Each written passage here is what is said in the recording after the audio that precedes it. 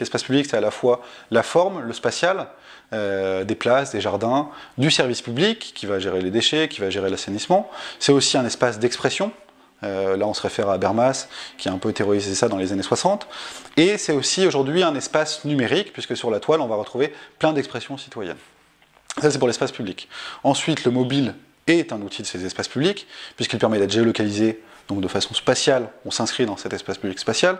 Il permet de créer des contenus riches, remplir des formulaires, prendre des photos, prendre des sons, donc c'est des choses assez en plus nouvelles comparé à ce qu'on avait sur Internet, l'Internet classique. Donc voilà, donc le mobile est un outil de cet espace public. Ensuite, sur la notion de participation, moi je vois les choses du point de vue du citoyen, où il a un peu 3 niveaux dans lesquels il peut s'engager. Le premier niveau de participation, c'est de consommer du service public. Je suis sur une place, je vais dans un jardin, je vais à la bibliothèque, j'emprunte des livres. Un autre niveau, un peu plus engageant, et je réagis à des projets urbains. Je réagis au projet DEAL sur la page Facebook de Paris, par exemple. Là, j'ai un niveau d'engagement un peu plus important. Et un troisième niveau qui va être, je m'implique régulièrement dans des instances, dans des collèges citoyens. Tous les mois, je vais exprimer mon point de vue sur les projets de la collectivité.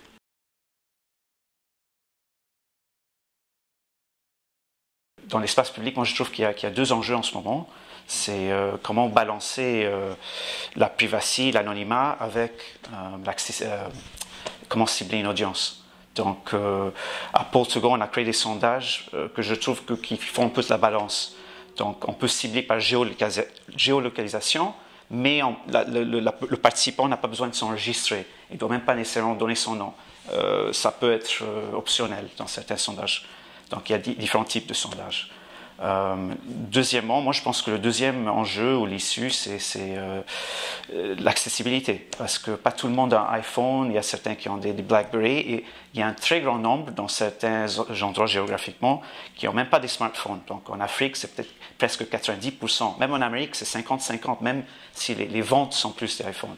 Donc à Portugal, on a fait que notre système, les mini-sondages sont accessibles même en WAP. Donc moi je trouve que ça c'est important parce que quand on interroge un groupe, ça doit être accessible.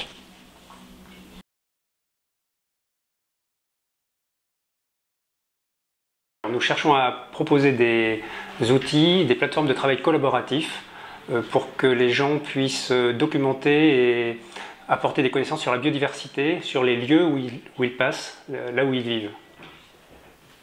Alors, c'est des applications mobiles qui permettent de collecter facilement des photos en documentant la localisation GPS et en associant un groupe de photos qui permettra après de travailler sur la détermination de la plante. Et la deuxième partie du projet est sur un serveur web qui permet de continuer le travail qui a été commencé physiquement dans l'espace dans lequel on vit. Je vais peut-être une dernière question. Vous avez combien de participants actuellement? Vous visez combien de contributeurs? Alors actuellement, on finit nos phases de validation et de test, donc on a à peu près 2000 utilisateurs, mais c'est un tout début. On devrait, j'espère, rapidement avoir des dizaines de milliers de contributeurs.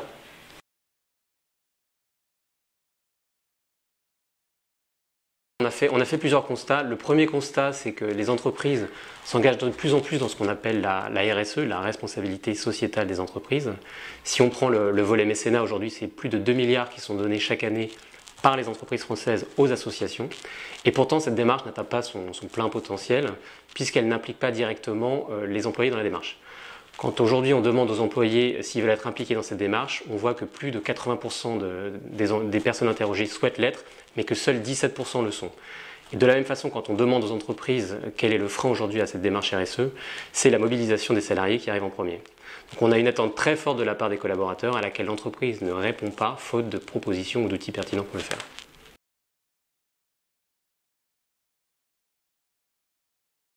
Alors aujourd'hui, le mobile est devenu l'interface universelle sur tous les continents. La contrainte de l'ordinateur est franchie.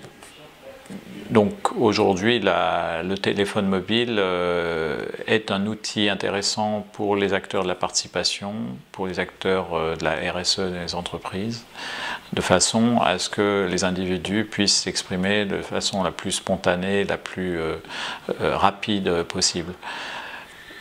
L'enjeu aussi du mobile, dans ce cas-là, c'est de ne pas le couper de d'autres réalités, celles de formats de participation plus classiques, voire non numériques. Et donc, la question aujourd'hui pour les acteurs innovants dans ce champ va être de savoir associer le mobile avec d'autres processus, d'autres modalités qui permettront de tenir l'objectif finalement d'une participation qui soit ouverte à tous, quel que soit son niveau d'équipement.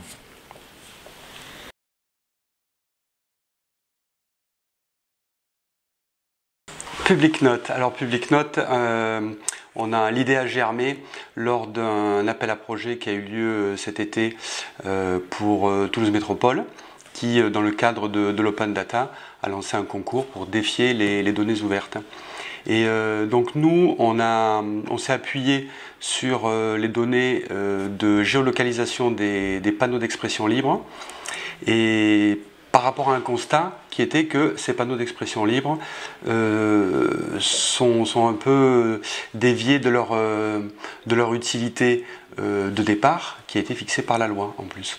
Et du coup, on a proposé d'en faire des objets connectés et d'avoir un pendant digital de ces panneaux pour essayer de retrouver leur véritable fonction et d'encourager les citoyens à échanger, partager au travers de ces lieux qui sont physiques mais dans un environnement digital.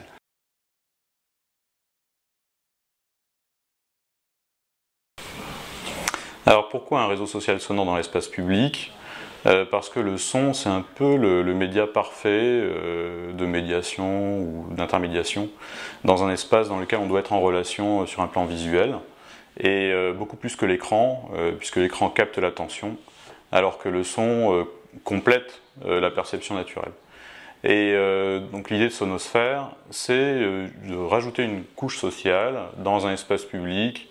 Alors ça peut être une institution culturelle, un musée, ça peut être la rue, la place, et donc un réseau social qui va créer une sorte de polyphonie, des voix qui vont peupler cet espace, qui vont raconter des choses, qui vont transmettre des expériences,